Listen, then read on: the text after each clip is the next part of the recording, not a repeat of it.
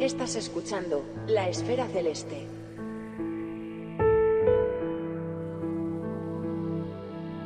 El estudio de los cuerpos menores que pueblan nuestro sistema solar no se reduce a observarlos mientras transitan en sus órbitas más o menos estables.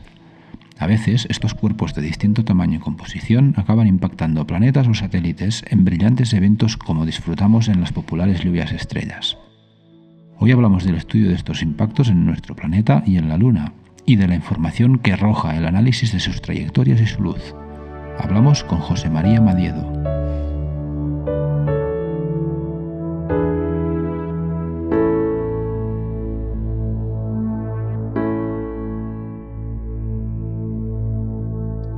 Muy buenas, José María, ¿qué tal? ¿Cómo estás? Hola, ¿qué tal? Muy bien, ¿y tú? Pues muy bien, encantado de poder charlar de estos temas que vas a contarnos tú, que además, bueno, todo lo que podemos ver aquí en el podcast es súper interesante, pero la verdad es que tu campo quizás es de lo más alejado que habíamos tratado hasta ahora, porque tú, bueno, supongo que te enmarcas en el ámbito más de ciencias planetarias, ¿no? ¿Nos puedes explicar un poco el contexto? Pues sí, efectivamente, mi campo de investigación se centra en lo que llamamos los cuerpos menores del sistema solar, es decir, Ajá. guarda relación con meteoroides, meteoros, asteroides, cometas, etcétera, Uh-huh. y sobre todo con cómo estos objetos interactúan tanto con la atmósfera terrestre como con la superficie lunar. Uh-huh. Vale, o sea que al final tú te dedicas a estudiar características de estos cuerpos menores en base a impactos, ¿no? Es una forma de resumirlo. Exactamente, exactamente. Esa sería la forma básica de resumir lo que hago. En un caso, pues serían impactos contra la atmósfera terrestre y en el Uh-huh. otro caso, pues impactos contra la superficie de la Luna. Ajá, perfecto. Oye, ¿y tú cómo has llegado ¿Es vocacional o hay alguna carambola por aquí? Porque es como muy específico, ¿eh? Este campo. Sí, bueno, pues es vocacional en el sentido de que a mí la astronomía era algo que desde que yo era muy crío, pues me encantaba, me gustaba, me Uh-huh. pasaba horas observando el cielo, me encantaba observar eclipses de luna, reconstruir las constelaciones. Es algo que desde muy, muy pequeño, Uh-huh. pues a mí siempre me había encantado. Yo tenía muy, muy claro lo que quería hacer. También Uh-huh. es cierto que ha habido ahí una carambola porque, en fin, a mí la ciencia en general siempre me ha gustado, siempre me han Uh-huh. gustado las ciencias. Yo devoraba todo lo que tenía en casa que guardaba relación con ciencia, sobre todo con astronomía y física en general, Uh-huh. pero había otra cosa que a mí me encantaba, que era la química. Ajá. Entonces, pues yo era el típico que se iba a las droguerías a comprar productos químicos que luego transformaba en otros productos químicos. Qué peligro. Que, bueno, si yo te contara cómo acababa el suelo de mi casa lleno de manchas de compuestos químicos y mi madre, pues amargada la pobre, en fin, ¿qué te voy a decir? Total, que eso me llevó a iniciar mi carrera como químico, fue como empecé, Uh-huh. pero conforme iba avanzando en la carrera, cada vez me gustaba menos la química. Vaya. En el sentido de que lo que yo veía en la universidad, pues sí, estaba bien, pero bueno, me di Uh-huh. cuenta de que me tiraba mucho más la física, así que empecé con la física, pero terminé la carrera de químicas y empecé, como ya era la primera, digamos, la que acabé primero, pues Uh-huh. empecé a trabajar como químico en la Universidad de Sevilla, me doctoré como químico y acabé investigando en cuestiones que tenían que ver con química, pero ya te digo, cada vez pues me daba cuenta de que yo no quería dedicar mi vida profesional a eso porque realmente no me llenaba el tipo de trabajo que estaba Uh-huh. haciendo. Era un trabajo de investigación, pero era más de casi de analista de laboratorio que de investigador, es decir, ahí Vale. había demasiado automatismo, como yo decía, esto lo puede hacer hasta un mono amaestrado y a mí me interesa la creatividad, me interesan las cosas que tienen más emoción y más ciencia. Uh-huh. Así que hubo un momento a mediados fue en torno al 2003 cuando decidí pegar el cambio y empecé a diseñar los proyectos en los que estoy trabajando ahora, sobre todo el proyecto SMART. Ujú. Y hubo un momento en el que ya rompí con la química y decidí meterme de lleno en mi faceta como astrónomo y Vale. empezar a dedicarme a investigar en ese campo. Y Ujú. así fue como finalmente pues acabé investigando en estos proyectos que comentabas al principio, los proyectos MIDAS y SMART para detección de impactos en la Luna, detección de meteoroides interactuando con la atmósfera terrestre. Ujú. Y finalmente, pues bueno, pues acabé siendo doctor vinculado al Instituto de Astrofísica de Andalucía, que es donde desarrollo ahora mismo mi actividad profesional como investigador. Ujú. Muy bien.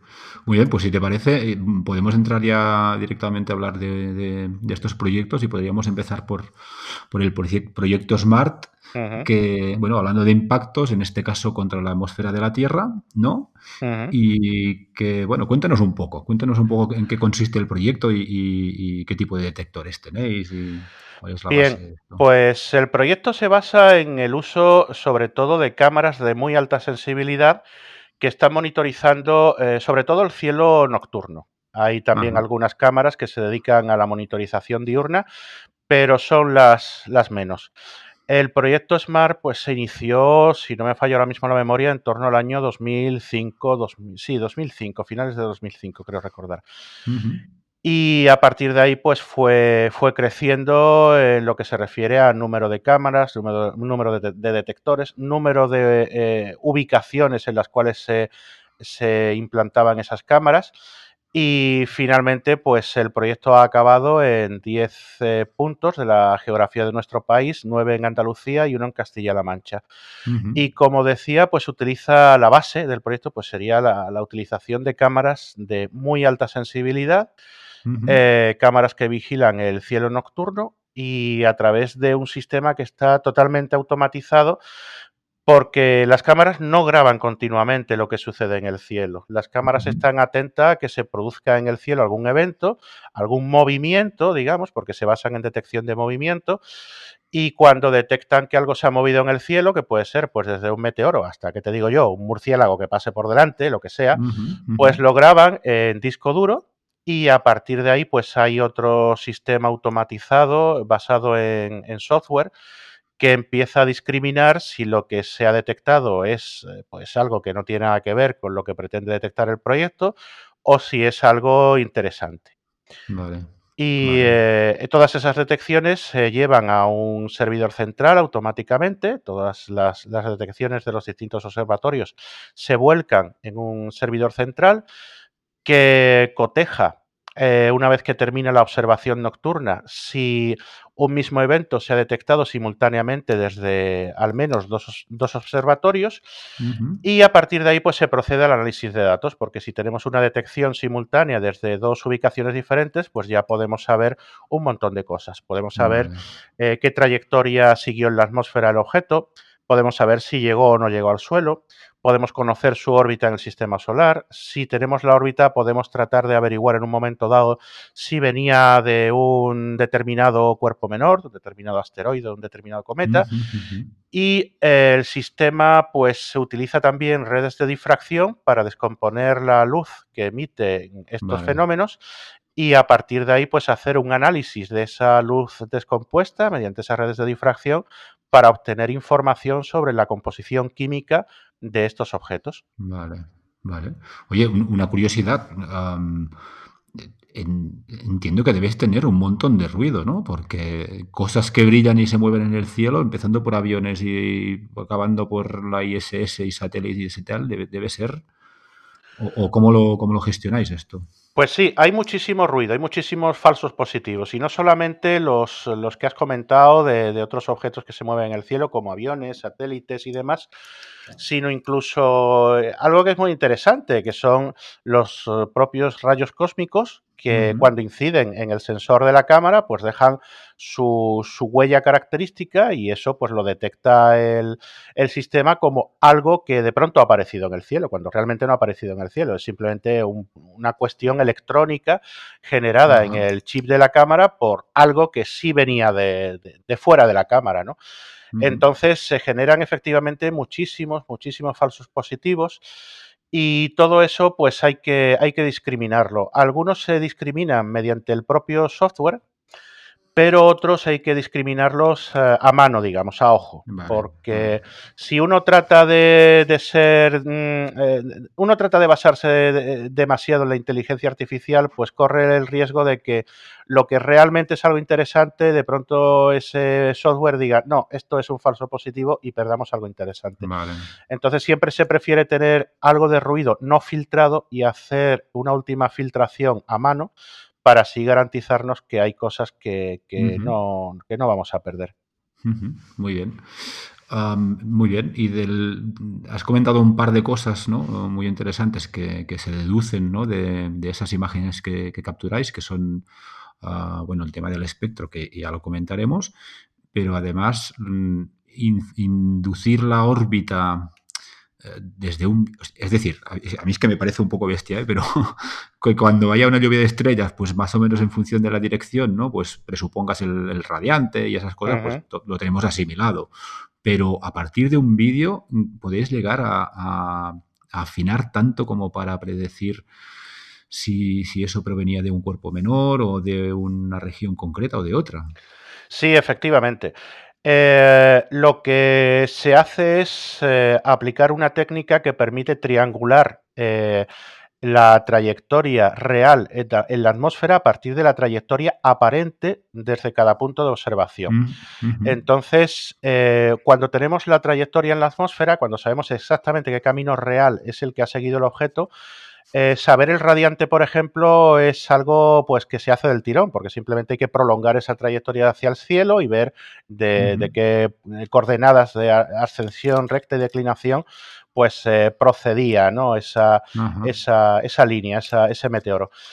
Y luego lo más delicado es la obtención de la órbita, porque para obtener la órbita se necesitan datos de velocidad lo más precisos posibles. Y Ujú. ahí es donde la técnica de grabación en vídeo pues entra en juego porque, claro, si grabas un objeto en vídeo, lo estás grabando en movimiento, estás grabando cómo realmente se mueve Ujú. y estás teniendo una velocidad aparente del objeto desde cada punto de observación. Vale. Entonces, haciendo esa triangulación con respecto a la velocidad, finalmente se puede saber la velocidad que tenía el objeto en cada punto a lo largo de su trayectoria atmosférica. Ujú.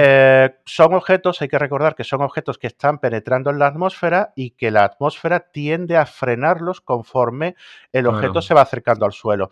Entonces, al final, lo que uno obtiene es una curva de velocidad, digamos, una Ujujú. velocidad que va decreciendo conforme va avanzando el tiempo. Y el valor que nos interesa para determinar la órbita es el valor que llamamos preatmosférico, de velocidad preatmosférica, que es el valor inicial que tiene esa velocidad y que sale directamente de ese análisis, de esa triangulación.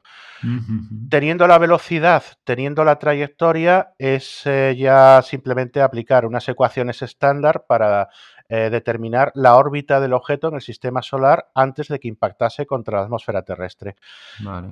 Y una vez que tenemos la órbita, pues ya se trata simplemente, bueno, simplemente, no es tan simple porque es un trabajo tedioso. Se trata de hacer digamos, una comparación de esa órbita con la órbita de objetos conocidos. Ujujú. Entonces, comparando la órbita del objeto que ha penetrado en la atmósfera con la órbita de otros objetos conocidos, al final se puede tratar de averiguar si el objeto procedía de un asteroide o de un cometa conocido o si procede de un objeto que aún no hayamos identificado o bien de un objeto que aunque hayamos identificado, pues esa roca, ese meteoroide que ha impactado contra la atmósfera hace ya tantísimo tiempo que se separó de su cuerpo progenitor que las Ujú. órbitas son tan diferentes que no podemos hacer digamos, una asignación de cuál es el objeto del que procede Vale. ese meteoroide. Ujú. Pero es un análisis que, bueno, que es más complejo, yo lo he resumido, pero es más complejo de lo que yo he dicho porque hay que hacer, digamos, una comparación de esas órbitas, de cómo ha evolucionado la órbita del meteoroide y la órbita Ujú. de esos cuerpos progenitores, posibles cuerpos progenitores a lo largo de miles de años, a ver si en un momento dado del pasado había una coincidencia orbital, pero es un análisis interesante, porque si Ujú. tenemos propiedades del objeto que hemos detectado en la atmósfera, podemos entonces saber propiedades del objeto progenitor de ese meteoroide. Increíble. Oye, y una curiosidad, el hecho de que haya partículas o cuerpos más pequeños que se separen de un progenitor, esa separación, ¿a qué mecanismos obedece? Pues puede obedecer a varios mecanismos. En el caso de los cometas, por ejemplo, puede obedecer a que el cometa al aproximarse al Sol empiece a vaporizar algunos compuestos de su superficie y esa vaporización, esos chorros que salen eyectados del cometa, arrastren consigo a pequeñas cantidades de material. Ese es el mecanismo más típico en cometas, pero también puede suceder que un objeto pues, se haya fragmentado por distintos motivos, porque ha habido una colisión, porque el objeto se ha aproximado a otro objeto mayor del sistema solar. Lo típico, por ejemplo, cuando un cometa se aproxima al Sol y se fragmenta debido a las fuerzas de marea, pues es otro mecanismo típico de fragmentación que puede generar meteoroides que al final, por alguna carambola cósmica, pueden acabar entrando en nuestra atmósfera.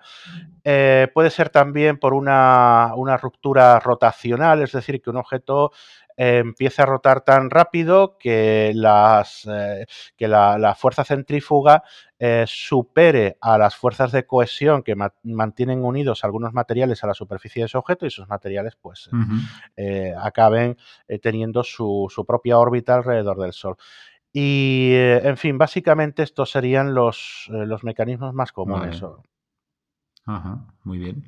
Muy bien. Y el otro frente, ¿no?, que habías comentado de estudio o información que os aportan los impactos en la atmósfera es la parte más de espectros, ¿no?, de espectrometría.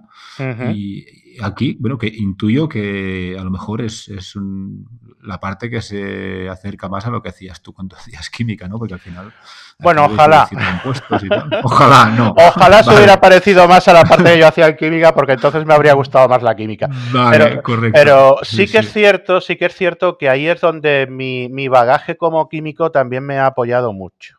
Es Ujú. decir, yo he tenido la suerte de poder unir dos ramas del conocimiento que normalmente se estudian separadas, pero que en un momento dado, pues a mí la una me ha apoyado a la otra, ¿no? Claro. Y, en fin, en este caso, pues básicamente lo que se hace es analizar la luz que desprenden estos objetos que se desintegran en la atmósfera terrestre.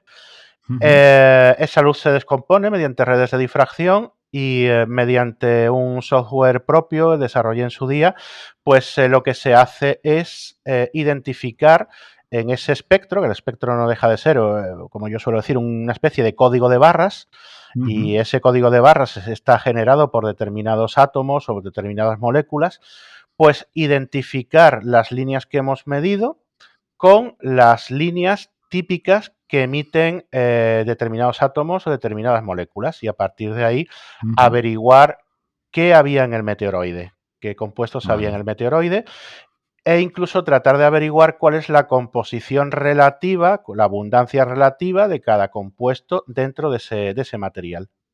Ujú, muy bien. Y en ese sentido supongo que debe haber algún tipo de clasificación o de especies, ¿no? De tipos de cuerpos que caen con más frecuencia o no, o que son más interesantes, ¿no?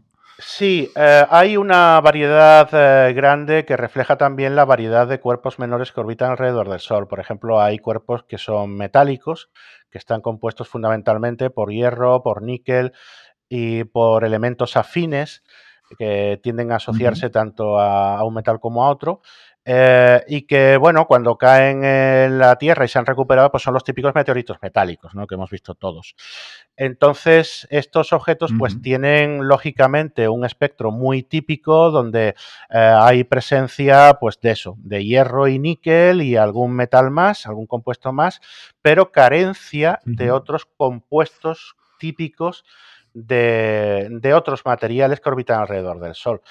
Porque, ujú, por ejemplo, los objetos de tipo cometario pues suelen tener una abundancia en sodio relativamente alta.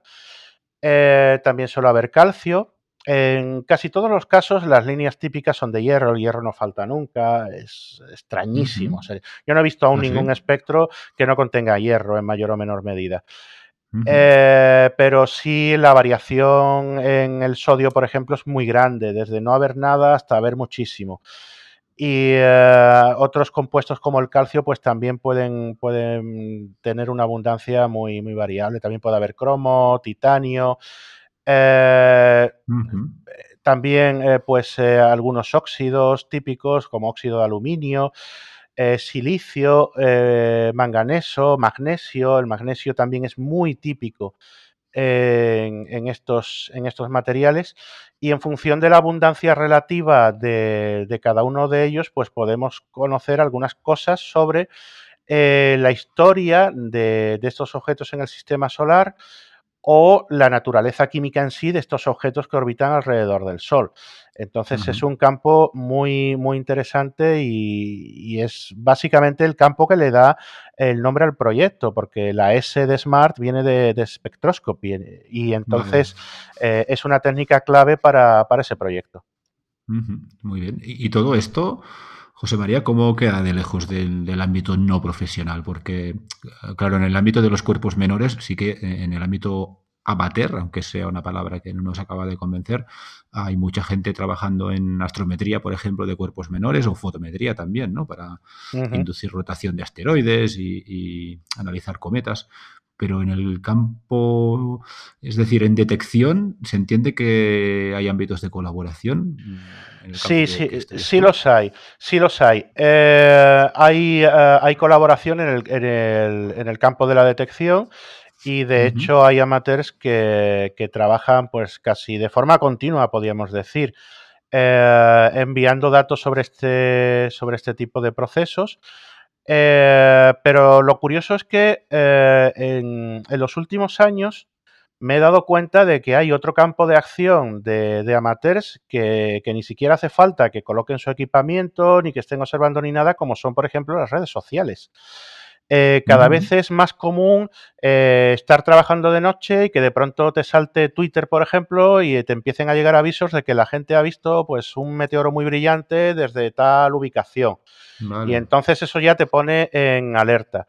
Y tanto es así que, de hecho, la propia Agencia Espacial Europea, que es una de las agencias con las que estamos colaborando, Ujú. pues tiene en mente desarrollar un software. Ya hay otros, ¿eh? Ya, por ejemplo, la IMO, la Organización Mundial de Meteoros, Organización Internacional de Meteoros, perdón, sacó su propia aplicación, pero la Agencia Espacial Europea quiere sacar una aplicación que cualquiera pueda llevar como una app en el móvil, y que de pronto, pues si ve algún meteoro brillante en el cielo, pues lo pueda reportar, y eso pues sirva para reunir información que al final revierta en datos científicos que podamos aprovechar. O sea que el Mm. tema de las redes sociales está suponiendo también en ese sentido un Vale. campo muy provechoso pues para cualquiera.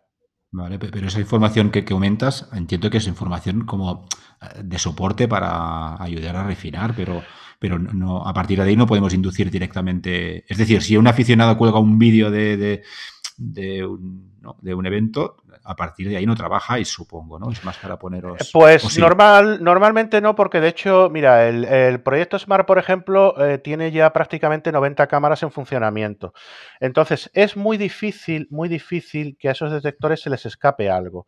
Pero siempre puede ocurrir, porque haya, pues, no sé, una condición meteorológica adversa en un determinado observatorio, porque haya habido algún tipo de problema técnico y una cámara se haya averiado, haya habido un corte de corriente, cualquier otro tipo de fallo, y entonces podemos echar mano de ese otro grupo de imágenes.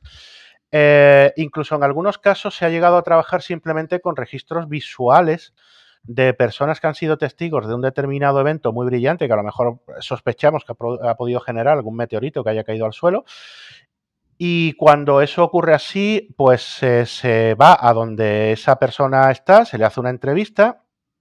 eh, Esa persona pues te dice de qué lugar a qué lugar del cielo ha visto esa bola de fuego atravesar la bóveda celeste, y esos datos pues se van metiendo en un programa, y con N testimonios de N personas que nos aporten esa información, finalmente ese programa pues hace una estadística donde se obtiene como resultado cuál es la trayectoria más probable que haya seguido ese objeto y dónde ha podido haber caído. Evidentemente, eso no tiene la precisión que pueda tener un registro hecho con una cámara, ni muchísimo menos, pero siempre es mejor eso que nada. Muy bien. Y bueno, si te parece, podríamos cambiar de proyecto. Hemos estado hablando de Smart y antes hablábamos de impactos también en la Luna, ¿no? Y esto es Midas. ¿Podríamos explicar un poco así por encima qué es Midas? Pues Midas es un proyecto que se basa en utilizar a la Luna como si fuese un laboratorio. Porque al igual que los meteoroides colisionan contra la atmósfera terrestre, también lo hacen contra la superficie lunar. Cuando lo hacen contra la atmósfera terrestre, sabemos que ha entrado un meteoroide porque genera un meteoro, hay un fenómeno brillante que vemos y que grabamos, y cuando impactan contra la Luna, también se genera un destello, pero es un destello diferente. Es un destello que se produce porque la roca colisiona a muy alta velocidad contra el suelo lunar. Como en la Luna no hay una atmósfera que pueda frenar al objeto antes de la colisión, pues el impacto se produce a muy alta velocidad contra el suelo de la Luna y eso hace que la roca se vaporice instantáneamente junto con parte del suelo lunar. Y esa colisión es tan violenta que durante esa vaporización se genera un breve destello de luz. Un destello de luz que nosotros en el proyecto Midas detectamos mediante telescopios. Tenemos una red de telescopios. Esos telescopios están monitorizando la superficie lunar y mediante un software automático podemos saber cuándo se ha producido uno de estos impactos a través del destello que ha generado dicho impacto. De esa manera podemos saber dónde, en qué coordenadas de la Luna se ha producido el impacto y a partir de ahí de las imágenes pues ya hacemos el análisis para obtener el resto de información que podamos extraer de ese evento. Muy bien. Oye, ahora que contabas esto, bueno, es una tontería, pero es que he caído en un detalle que evidentemente tú te imaginas una roca impactando contra la superficie de la Luna y ahí hay una explosión, pero es que no es una explosión como nos la imaginaríamos, ¿no? Tampoco pretendo que entremos en la física concreta del impacto, pero se genera luz cuando no hay combustión en realidad. Eso es, eso es. Y de hecho es un fenómeno que no se comprende aún muy bien por la sencilla razón de que las condiciones de ese impacto no son reproducibles en un laboratorio en la Tierra. Estamos hablando de que en la Tierra los cañones que pueden, lanzar objetos a mayor velocidad son los que tiene la NASA y los lanza a unos 10 kilómetros por segundo. Pero en la Luna las velocidades que se alcanzan son superiores a ese valor, con lo cual no podemos reproducir las condiciones. Lo que sí se sabe es que cuando un objeto impacta contra otro a una velocidad muy grande, se genera un destello de luz. Ese destello de luz, digamos, si entramos un pelín para no profundizar demasiado en la física del proceso, digamos que tendría dos componentes. Uno que es el que podemos ver más claramente y el más conocido y el más estudiado y no tiene pues ningún tipo de secreto, digamos, ¿no? Y es que cuando el objeto colisiona a gran velocidad contra el suelo lunar, se vaporiza. En esa colisión se vaporiza el objeto porque, entre otras cosas, la temperatura sube muchísimo. De hecho, hemos medido subidas de temperatura de unos 5.000 grados centígrados. Y claro, sabemos que cuando un objeto se calienta a esa temperatura, se vuelve incandescente, emite luz. Entonces, una parte del destello se debe a eso. Pero la parte inicial del destello es una luz que se desprende cuando entran en contacto brusco los dos objetos, tanto la roca como la superficie lunar, a una velocidad enorme. Esa parte del proceso físico es la que, digamos, todavía hay un poco de controversia sobre qué es exactamente lo que está ocurriendo ahí, pero es la que genera la fase inicial del destello que nosotros registramos. Es decir, nosotros registramos un destello de luz que inicialmente se debe a ese proceso de impacto, de contacto brusco de dos objetos a una velocidad muy grande, y el destello de luz tiene luego una curva de luz que va decayendo porque el resto de la componente de esa luz es emisión por calentamiento. Vale. Y como el objeto se va enfriando, pues ese calentamiento va siendo cada vez menor, con lo cual cada vez el objeto emite menos luz. Entonces nuestra curva de luz es un pico muy brusco al principio, seguido de una caída que puede ser más o menos lenta. Ujú. Pero para obtener detalles en la curva de luz de un evento que imagino que debe ser súper corto, ¿no? Son eventos muy rápidos, eso es un Ujú. impacto. Ah, ¿cómo lo hacéis? ¿Trabajáis con cámaras a muy alta velocidad o cómo funciona eso? Pues trabajamos con cámaras de vídeo y lo habitual, lo que se ha venido haciendo hasta hace muy poco es trabajar con cámaras de vídeo que pueden generar hasta 50 fotogramas por segundo. Vale. Eso nos da posibilidad de hacer algo, pero nos limita mucho con determinados impactos, que de hecho suelen ser muchos de los impactos, que son muy, muy breves y que con 50 Ujú, fotogramas por segundo a lo mejor aparecen únicamente en uno o dos fotogramas. ujú, Entonces, se está trabajando ya con dispositivos que son mucho más rápidos, de varios cientos de fotogramas por segundo. De ujú, hecho, en el proyecto Midas estamos ahora en fase de instalación de un nuevo telescopio en el Observatorio de Calar Alto. ujú, Se instaló la cúpula hace muy poquitas semanas, el telescopio va a llegar este mes, tenemos previsto que se ponga en funcionamiento en marzo del 2021 y la peculiaridad de ese telescopio es que va a funcionar con cámaras que van a ser capaces de proporcionar hasta 300 o 300 y pico fotogramas por Jolines. segundo. Ujú, Entonces eso va a ser un salto importante en este tipo de observaciones. Con la Agencia Espacial ujú, Europea, por ejemplo, tenemos un contrato en el que estamos utilizando dispositivos que llegan hasta los 130 fotogramas por segundo y ya eso fue un ujú, hito. ujú, Entonces, pasar de unos 130 fotogramas por segundo a más de 300, pues va a suponer un salto bastante importante en el proyecto. ujú. Muy bien. Oye, y hablando de hitos, ¿recuerdas algún evento o algún impacto así impactante, valga la redundancia, que hayáis detectado? Pues sí, recuerdo varios. El proyecto está marcado por varios de esos hitos. El primero fue un destello de impacto que se registró el 11 de septiembre del 2013, que ha sido el destello de impacto más largo y más brillante que se ha registrado hasta la fecha. Ujú. Para ponernos en situación, hay que tener en cuenta que la mayoría de los destellos de impacto suelen durar en torno a una centésima de segundo o a una décima. Suelen Fua, moverse en ese intervalo. Bueno, pues este destello de impacto duró 8,3 segundos. fua. Fue un destello de impacto que de hecho se podría haber visto en teoría a simple vista porque fue casi tan brillante como la estrella polar. Jolín. Habitualmente los destellos de impacto son tan tenues que a ojo desnudo no se pueden ver, hace falta utilizar un telescopio, pero este caso fue realmente, digamos, anómalo en ese sentido. Ujú, Recuerdo además que se determinó la posición del cráter, cuantificamos el tamaño del cráter y la sonda LRO que está dando vueltas alrededor de la Luna, que maneja la NASA desde el año 2009, pues ujú, fotografió ese cráter, localizó el cráter en la posición que nosotros habíamos previsto y con el tamaño prácticamente idéntico al que nosotros habíamos previsto. Entonces eso fue todo un hito para el proyecto. ujú. Luego hubo otro hito importante que supuso un salto también, que fue el impacto que nos permitió por primera vez medir la temperatura que se alcanza durante una de estas colisiones en la Luna. Y eso se produjo en el año 2015, en marzo del año 2015. Ujú, Fue un destello de impacto que pudimos observar en varias longitudes de onda. Eh, Puesto que lo observamos en varias longitudes de onda, pues pudimos deducir al final la temperatura que se generó durante el impacto. Hasta entonces habíamos estado observando simplemente en luz visible. Y fue la primera vez, como digo, que se consiguió medir experimentalmente la temperatura de uno de estos impactos, porque hasta entonces lo que había era pues modelos teóricos basados en una serie ujú. de suposiciones que no se podían contrastar en la práctica porque no había datos experimentales.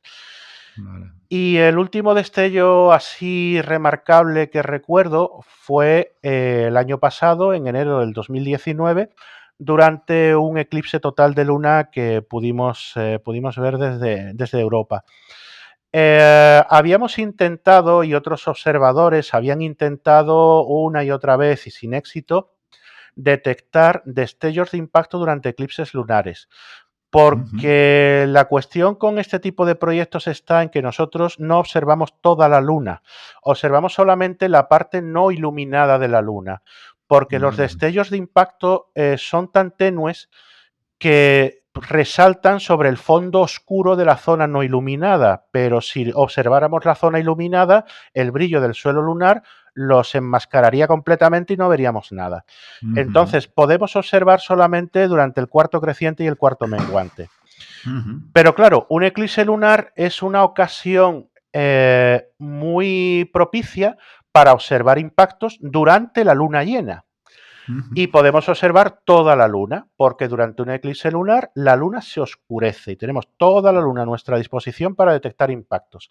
Bueno, pues eso se había intentado una y otra vez, lo habíamos intentado nosotros desde Midas, lo habían intentado otros astrofísicos, y la vez que hubo éxito fue esa vez de enero del 2019, cuando por primera vez se consiguió detectar un destello de impacto durante un eclipse lunar que además pudo observar muchísima gente. Eso lo observaron pues multitud de aficionados desde Europa y Estados Unidos, pero vamos, eso fue algo muy difundido, porque claro, fue un evento que estaba observando muchísima gente, que además se estaba retransmitiendo en directo desde algunos observatorios. Y fue impresionante ver cómo de pronto las redes sociales empezaron a lanzar mensajes de: he visto una luz, aquí ha habido algo raro, ay, pues yo también, a ver qué es esto, porque además fue un destello de impacto relativamente brillante, no fue una cosa muy tenue precisamente. Y entonces nuestro proyecto fue el primero que detectó aquello, que analizó aquello, que explicó lo que había ocurrido. Y en fin, como digo, fue otro hito que marcó la trayectoria del proyecto Midas.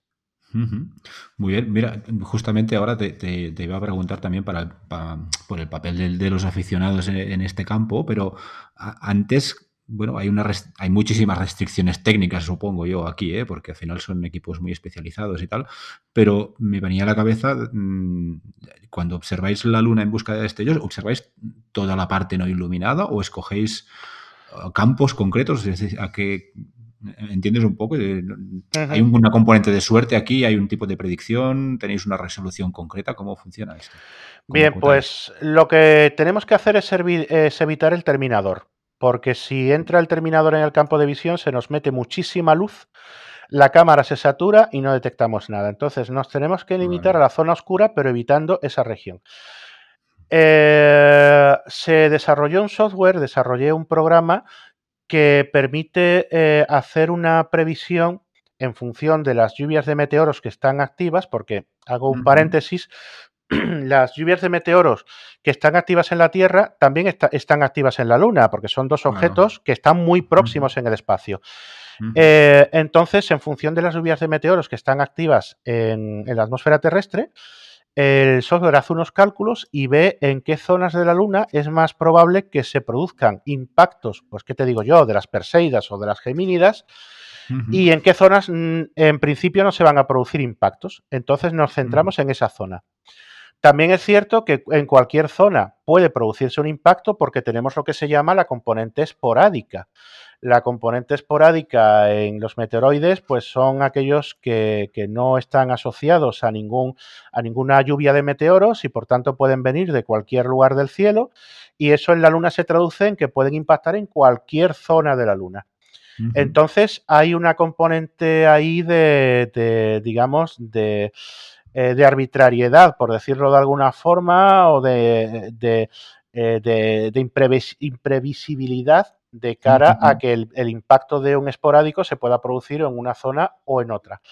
Si estamos en zonas, estamos en épocas del año donde hay actividad de lluvias mayores de meteoros, como Perseidas, Gemínidas, Cuadrántidas, etcétera, pues solemos limitarnos a la zona donde se pueden producir esos impactos, y si no estamos en una zona de lluvias activas, lo que hacemos es apuntar arbitrariamente a cualquier región de la zona oscura, intentando abarcar la mayor cantidad de zona oscura posible en la superficie lunar y ver qué pasa, ver si aparece algún esporádico o qué sucede. Muy bien. Muy bien. ¿Y desde el ámbito no profesional se establecen vínculos o te consta que haya gente que colabore con campañas de este tipo? Ahí es, como apuntabas antes, mucho más complejo porque ya este proyecto tiene una serie de peculiaridades técnicas que complican bastante todo ese asunto. Entonces, lo que sí nos suele llegar en alguna ocasión es por parte de aficionados que se dedican a estudiar ocultaciones, como determinadas Vale, estrellas se ajá. ocultan por el disco lunar, que de pronto nos dicen, oye, que estaba grabando la luna y me ha parecido detectar aquí un flash en la superficie lunar, a ver si esto Ujú, puede ser un destello. Ese tipo de cosas sí nos llegan, ese tipo de ujú. observaciones sí nos llegan de vez en cuando.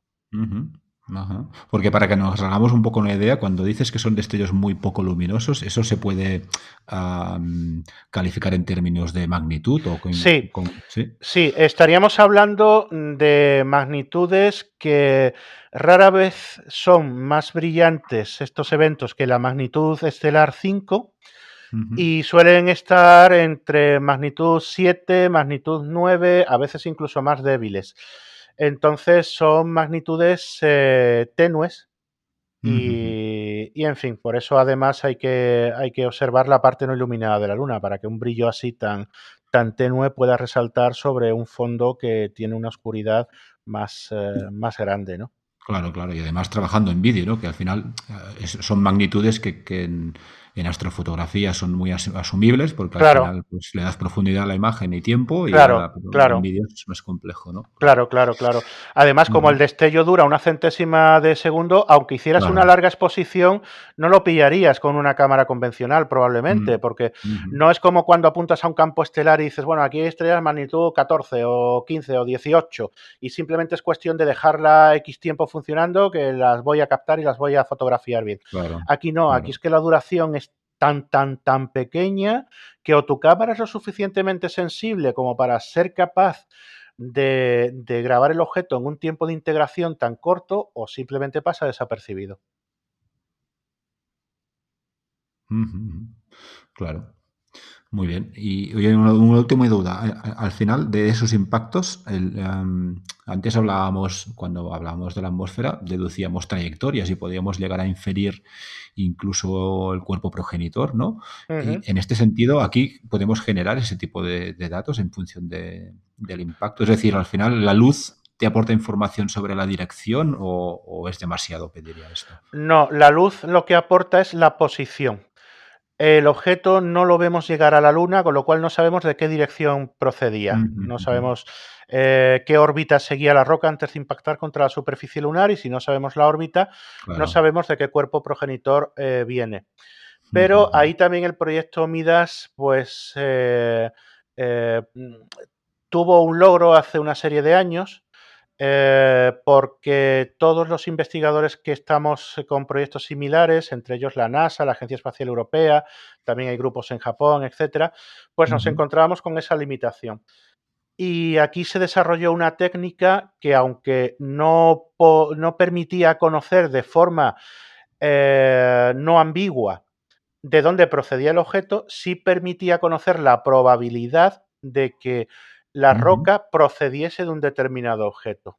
ujú. Cuantificaba por primera vez la probabilidad de que el cuerpo progenitor de un determinado destello de impacto fuese un determinado cometa o un determinado asteroide.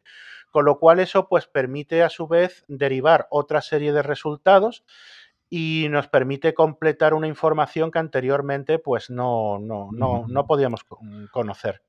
claro. Ujú. Oye, muy interesante, ¿eh? La verdad es que bueno, es un campo, al menos yo lo conocía poco y me parece súper, súper interesante.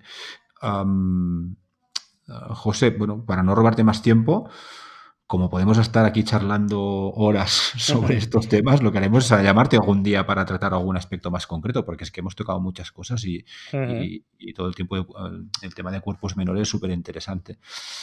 Pero para quien quiera tener más detalles sobre alguno de los dos proyectos o sobre tu actividad, ¿nos podrías dar alguna referencia para encontrar información en Internet?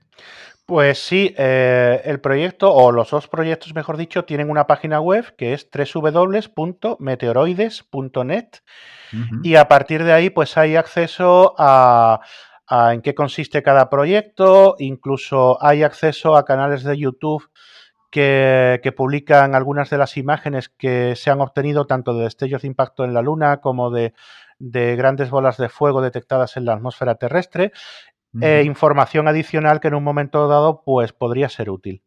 Ujú. Muy bien. Y si vemos algo, ¿te avisamos por Twitter? Está siendo, la verdad es que está siendo una herramienta Sí, ¿no? tremendamente eficaz en ese sentido. O sea, Sí, sí, sí. yo duermo con el ordenador encendido al lado, bueno, eso cuando duermo, porque normalmente, como yo suelo decir, aquí tenemos horario de vampiro, ¿no? Pero siempre tengo el ordenador encendido al lado y cuando de madrugada me empiezan a sonar 1 o 2 tweets seguidos, digo, ya está, ya ha habido algo, vamos a mirar a ver qué ha sucedido, a ver si ha sido algo importante. Muy Y bien. no falla, no falla. Es que es una herramienta de difusión de información tremendamente eficaz. Sí, sí, y muy rápida además, sí. Sí, sí, sí. Muy bien. Oye, pues de nuevo, muchísimas gracias por pasarte. Te emplazo bueno, a molestarte otro día que nos vengas a contar más cosas. Y nada, mucha suerte con los proyectos, ya nos contarás.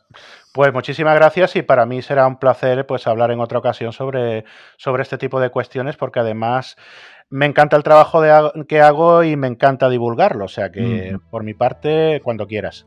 Se nota, se nota. Pues venga, muchas gracias y un abrazo, José María. Hasta Un pronto. abrazo, gracias, hasta luego. Hasta luego.